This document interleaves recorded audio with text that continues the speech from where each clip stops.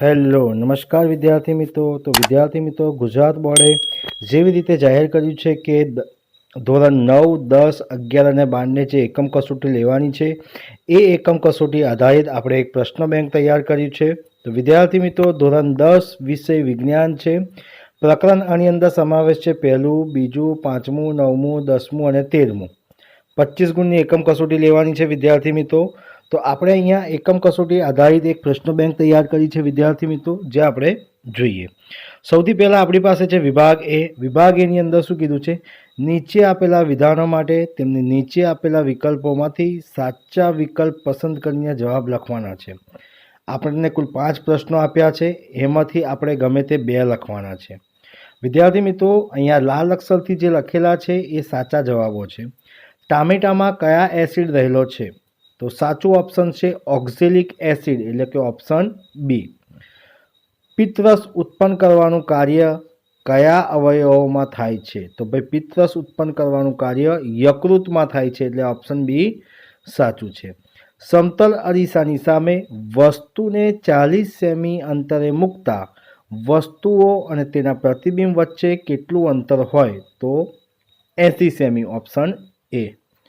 ચોથો પ્રશ્ન છે, વાતાવરણને લીધે કયા રંગના પ્રકાશ સૌથી વધારે પ્રકીર્ણ થાય છે? તો જવાબ છે વિદ્યાર્થી મિત્રો વાદળી રંગનો.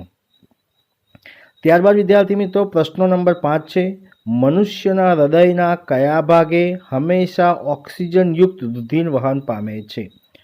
તો સાચું ઓપ્શન છે ડાબું કર્ણક અને ડાબું ક્ષેપકના ભાગમાં. ત્યારબાદ વિદ્યાર્થી મિત્રો, આપણી પાસે આવે છે નીચે આપેલા વિધાન સાચા બને તે રીતે ખાલી જગ્યા પૂરવાની છે. કુલ 5 ખાલી જગ્યા આપી છે, એમાંથી આપણે કુલ 2 લખવાની છે, ગમે તે 2. ક્લોરીનની શુષ્ક ફોડેલા ચૂના સાથેની પ્રક્રિયાથી ખાલી જગ્યા બને છે. તો બ્લીચિંગ પાવડર. શું બને છે વિદ્યાર્થી મિત્રો? Bleaching powder. બીજો પ્રશ્ન છે, છાશ ખાલી જગ્યા સ્વભાવ ધરાવે છે? તો એસિડિક સ્વભાવ ધરાવે છે. ત્રીજો પ્રશ્ન છે, ખાલી જગ્યામાં પાયરુવેટના વિઘટન થવાથી કાર્બન ડાયોક્સાઇડ, પાણી અને ઉર્જા ઉત્પન્ન થાય છે. તો જવાબ છે વિદ્યાર્થી મિત્રો કનાબ સૂત્રો. ચોથો પ્રશ્ન છે, બહિર્ગોળ લેન્સની કેન્દ્ર લંબાઈ ખાલી જગ્યા હોય છે? તો વિદ્યાર્થી મિત્રો જવાબ છે ધન. પાંચમો પ્રશ્ન છે, પરોપજીવી અને નિવાસન તંત્ર ખાલી જગ્યા સજીવોની કક્ષામાં આવે છે? તો જવાબ છે વિદ્યાર્થી મિત્રો ઉપભોગી કક્ષામાં આવે છે. ત્યારબાદ આપણી પાસે આવે છે વિદ્યાર્થી મિત્રો, નીચે આપેલા વિધાન ખરા છે કે ખોટા તે જણાવો. બરાબર, 5 વિધાન આપ્યા છે, એમાંથી ગમે તે 2 લખવાના છે. પહેલો જ છે, કડી ચૂનાની પાણી સાથે પ્રક્રિયા ઉષ્માક્ષેપક પ્રક્રિયા છે? તો આપેલું વિધાન બિલકુલ સાચું છે. બીજો પ્રશ્ન છે, મોઢાની પીએચ 5.5 કરતાં ઘટી જાય ત્યારે દાંતનો સડો શરૂ થાય છે? તો આ પણ વિધાન કેવું છે? બિલકુલ સાચું છે. શ્વસન માર્ગનો અંતિમ છેડો વાયુકોષ્ઠમાં અંત પામે છે? તો આપેલું વિધાન કેવું છે? સાચું છે. સૂર્યકુકરમાં સૌર કિરણોને એકત્રિત કરવા બહિર્ગોળ અરીસો વપરાય છે? તો આપેલું વિધાન કેવું છે? ખોટું છે. પાંચમો પ્રશ્ન છે, ગ્રહો ટમટમે છે ત્યારે તારાઓ ટમટમતા નથી? તો આપેલું વિધાન પણ કેવું છે? ખોટું છે. 5 વિકલ્પ 5 ખરા ખોટા આપ્યા છે વિદ્યાર્થી મિત્રો, ગમે તે 2 લખવાના છે. ત્યારબાદ આપણે જોઈએ વિભાગ એની અંદર નીચે આપેલા પ્રશ્નો માગ્યા મુજબ ઉત્તર લખો. એમાં પણ 5 આપ્યા છે, આપણે 2 લખવાના, 1 લખવાના છે વિદ્યાર્થી મિત્રો. તો પહેલો જ પ્રશ્ન છે, મિથેનના દહનથી શું મળે છે? તો જવાબ છે મિથેનના દહનથી કાર્બન ડાયોક્સાઇડ અને પાણી મળે છે, CO2 અને H2O મળે છે. એસિડ અથવા બેઝને પાણી સાથે મિશ્ર કરતા તેમના દ્રાવણની સાંદ્રતામાં શું ફેરફાર થાય છે? તો જવાબ છે વિદ્યાર્થી મિત્રો, એસિડ અથવા બેઝને પાણી સાથે મિશ્ર કરતા તેમના દ્રાવણની સાંદ્રતામાં ઘટાડો થાય છે. ત્રીજો પ્રશ્ન છે, વાહનની પાછળનું દ્રશ્ય જોવા માટે કયા પ્રકારનો અરીસો વપરાય છે? તો જવાબ છે વિદ્યાર્થી મિત્રો, વાહનની પાછળનું દ્રશ્ય જોવા માટે બહિર્ગોળ અરીસો વપરાય છે. ચોથો પ્રશ્ન છે, CFCનું પૂરું નામ જણાવો? તો ક્લોરોફ્લોરોકાર્બન. પાંચમો પ્રશ્ન છે, સ્વચ્છ આકાશનો ભૂરો રંગ કઈ ઘટનાને આભારી છે? તો જવાબ છે વિદ્યાર્થી મિત્રો સ્વચ્છ આકાશનો ભૂરો રંગ પ્રકાશનું પ્રકીર્ણ ઘટનાને આભારી છે. ત્યારબાદ નીચે આપેલા જોડકા જોડો. ગમે તે એક, બે જોડકા આપ્યા છે, બે ગુણના છે એટલે ગમે તે એક લખવાનું છે. વિદ્યાર્થી મિત્રો યકૃત, તો યકૃતનો જો સાચો ઓપ્શન જોવા જઈએ તો પાચન તંત્રનો સહાયક અંગ છે. જઠરની વાત કરીએ તો પ્રોટીનનું અંશતઃ પાચન એટલે કે ઓપ્શન બી. પહેલાનો સી, બીજાનો બી. એવી જ રીતે બીજો જોડકું છે વિભાગ અ અને વિભાગ બ જોડવાનું છે. પ્રાથમિક ઉપભોગ્યો તો તૃણાહારી પ્રાણીઓ આવે છે. દ્વિતીય ઉપભોગ્યો તો વિદ્યાર્થી મિત્રો માંસાહારી પ્રાણી આવે છે. તો વિદ્યાર્થી મિત્રો આ હતું વિભાગ એ, જે 9 ગુણનું હતું. એની અંદર વૈકલ્પિક પ્રશ્નો, ખરા ખોટા, ખાલી જગ્યા, એક વાક્યના પ્રશ્નોના જવાબો અને જોડકા સાથે આપેલા છે. ત્યારબાદ આપણે વિદ્યાર્થી મિત્રો વિભાગ બીની ચર્ચા કરીએ. વિભાગ બીની અંદર આપણને શું કીધું છે? પ્રશ્નોના જવાબ 40 થી 50 શબ્દોની મર્યાદામાં માગ્યા મુજબ ઉત્તર લખવાનું છે. ગમે તે 3-6 ગુણના પ્રશ્નો છે. મેગ્નેશિયમની પટ્ટીને હવામાં સળગાવતા પહેલાં શા માટે સાફ કરવામાં આવે છે? તો જવાબ છે વિદ્યાર્થી મિત્રો મેગ્નેશિયમ ધાતુ ખૂબ જ ક્રિયાશીલ હોવાથી તેને હવામાં ખુલ્લી રાખતા તેની બહારની સપાટી પર MgO મેગ્નેશિયમ ઓક્સાઇડનું નિષ્ક્રિય પળ બને છે, જે Mg+O2 gives MgO. આ MgO નિષ્ક્રિય પળ કાચ પેપર વડે સાફ કરવાથી મેગ્નેશિયમની પટ્ટી સરળતાથી ઓક્સિજન સાથે પ્રક્રિયા કરે છે. બીજો ક્વેશ્ચન છે ધોવાનો સોડા અને બેકિંગ સોડાના બે મહત્વનો ઉપયોગ જણાવો. તો ધોવાનો સોડાનો ઉપયોગ જોઈએ. કાચ, સાબુ, કાપડ, પેપર અને ઉદ્યોગમાં ઉપયોગ થાય છે.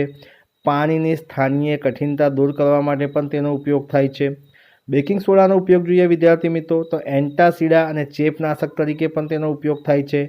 સોડા એસિડનો ઉપયોગ, સોડામાં પણ ઉપયોગ થાય છે. એસિડનો ઉપયોગ અથવા આગ બુઝાવવામાં પણ તેનો ઉપયોગ કરવામાં આવે છે. ત્રીજા નંબરનો પ્રશ્ન છે વિદ્યાર્થી મિત્રો આપણા શરીરમાં ચરબીનું પાચન કેવી રીતે થાય છે? આ પ્રક્રિયા ક્યાં થાય છે? તો જવાબ છે વિદ્યાર્થી મિત્રો પિત્તરસના પિત્તક્ષારો ચરબીના મોટા ગ્લોકોને વિખંડિત કરી નાના નાના ગોલકોમાં રૂપાંતર કરે છે. આ ક્રિયાને તલોદીકરણ કહે છે. સ્વાદુરસનો લાઇપેઝ તેલોદી ચરબીનું પાચન કરે છે. અંતે આંતરરસ લાઇપેઝ વડે ચરબીનું ફેટી એસિડ અને ગ્લિસરીનમાં રૂપાંતર થાય છે. આ પ્રક્રિયા નાના આંતરડામાં થાય છે. ચોથો પ્રશ્ન છે આપણા શરીરમાં હિમોગ્લોબિનની ઉણપને પરિણામે શું થઈ શકે છે? તો જવાબ છે આપણા શરીરમાં હિમોગ્લોબિનની ઉણપને પરિણામે થતા રોગકારક અવસ્થાને પાંડુ રોગ એટલે કે એનેમિયા કહે છે. તેના પરિણામે આપણા શરીરના કોષને કોષીય શ્વસન માટે પૂરતો O2 મળતો નથી. પરિણામે ઓછી શક્તિ પ્રાપ્ત થાય છે. આ સ્થિતિમાં અશક્તિ, થાક, કંટાળો વગેરે જોવા મળે છે. પાંચમો પ્રશ્ન છે હવામાં ગતિ કરતું પ્રકાશનું કિરણ પાણીમાં ત્રાંસુ પ્રવેશે છે. શું પ્રકાશનું કિરણ લંબ તરફ વાંકું વળશે કે લંબથી દૂર જશે? કેમ? તો હવામાંથી પાણીનું પ્રવેશતું પ્રકાશનું ત્રાંસુ કિરણ લંબ તરફ વાંકું વળે છે, કારણ કે પાણીની પ્રકાશીય ઘટ્ટ માધ્યમ છે અને હવા પ્રકાશીય પાતળું માધ્યમ છે. પ્રકાશીય પાતળા માધ્યમ કરતાં ઘટ્ટ માધ્યમમાં પ્રકાશની ઝડપ ઓછી હોય છે. આથી પ્રકાશનું કિરણ હવામાંથી પાણીની ગતિ કરે છે ત્યારે તેની ઝડપ ઘટે છે અને તે લંબ તરફ વાંકું વળે છે. છઠ્ઠો પ્રશ્ન છે છેલ્લી પાટલી પર બેઠેલા વિદ્યાર્થીને બ્લેકબોર્ડ પરનું લખાણ વાંચવામાં તકલીફ પડે છે. આ બાળક કઈ ખામીથી પીડાતું હશે? તેનું નિવારણ કેવી રીતે થઈ શકે છે? તો વિદ્યાર્થી દૂરની વસ્તુ સ્પષ્ટપણે જોઈ શકતો નથી. એનો અર્થ એ થાય કે માયોપિયા અથવા લઘુદ્રષ્ટિ ખામીથી પીડાય છે. આ કિસ્સામાં નજીકની વસ્તુ વિદ્યાર્થી સ્પષ્ટ જોઈ શકે છે, પરંતુ દૂરની વસ્તુનું પ્રતિબિંબ નેત્રપટલની આગળ રચાતું હોવાથી તે સ્પષ્ટ જોઈ શકાતો નથી. આ ખામીના નિવારણ યોગ્ય કેન્દ્ર લંબાઈ ધરાવતા અંતગોળ લેન્સના ચશ્મા વિદ્યાર્થી પહેરવા જોઈએ. તો વિદ્યાર્થી મિત્રો આ હતું વિભાગ બીની અંદર આપણને 1 થી 6 પ્રશ્નો આપ્યા છે. એમાંથી ગમે તે આપણે કેટલા લખવાના કીધા છે વિદ્યાર્થી મિત્રો જોઈ લઈએ. ગમે તે 3 લખવાના છે. એક પ્રશ્નો 2 ગુણના છે, બરાબર છે. ત્યારબાદ વિદ્યાર્થી મિત્રો આપણી પાસે આવે છે વિભાગ સી. વિભાગ સી ની અંદર શું કીધું છે? નીચે દર્શાવેલી રાસાયણિક પ્રક્રિયાની સમતોલિત સમીકરણ લખો. બરાબર છે. હવે શું કહે છે વિદ્યાર્થી મિત્રો? વિભાગ સી ની અંદર સૂચના માનવાની રહી ગઈ છે. 3 ગુણનો એક પ્રશ્ન છે અને ગમે તે 2 પ્રશ્નો લખવાના છે. અહીંયા રાસાયણિક પ્રક્રિયાની અંદર વાત કરીએ તો hydrogen plus chlorine, hydrogen chloride, બીજો છે barium chloride, aluminium sulphate, aluminium chloride, sodium પાણી, સોડિયમ હાઇડ્રોક્સાઇડ અને હાઇડ્રોજન. આ 3ની પ્રક્રિયા વિદ્યાર્થી મિત્રો અહીંયા નીચે આપી છે. તમે જોઈ શકો છો કે H2 plus Cl2 gives HCl. બરાબર છે. બી પણ આપ્યું છે, સી પણ આપ્યું. ત્યારબાદ આપણે વિદ્યાર્થી મિત્રો બીજો પ્રશ્ન જોઈએ. તટસ્થીકરણ પ્રક્રિયા શું છે? 2 ઉદાહરણ આપો. જે પ્રક્રિયામાં એસિડ અને બેઝ વચ્ચે પ્રક્રિયા થઈ ક્ષાર અને પાણી બને છે તે પ્રક્રિયાને તટસ્થીકરણ પ્રક્રિયા કહે છે. રાસાયણિક સમીકરણો છે. NaOH એ બેઝ છે, HCl હાઇડ્રોક્લોરિક એસિડ છે. બંને વચ્ચે પ્રક્રિયા થઈ તો NaCl મળ્યું, એટલે કે ક્ષાર અને પાણી છૂટું પડ્યું. બીજી પ્રક્રિયા જોઈએ. KOH પોટેશિયમ હાઇડ્રોક્સાઇડ છે, H2SO4 એસિડ છે. આ બંને વચ્ચે પ્રક્રિયા થઈ તો K2SO4 એટલે ક્ષાર મળ્યું છે અને પાણી છૂટું પડ્યું છે. ત્યારબાદ વિદ્યાર્થી મિત્રો ત્રીજા નંબરનો પ્રશ્ન.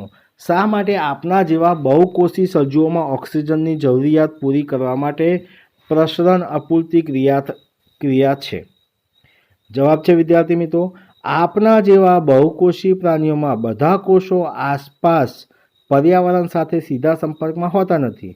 શરીરની રચના વધુ જટિલ તેમજ શરીરનું કદ મોટું છે. આથી સાદા પ્રસરણ દ્વારા બધા કોષોની જરૂરિયાતનો ઓક્સિજન મોકલી શકાય નહીં.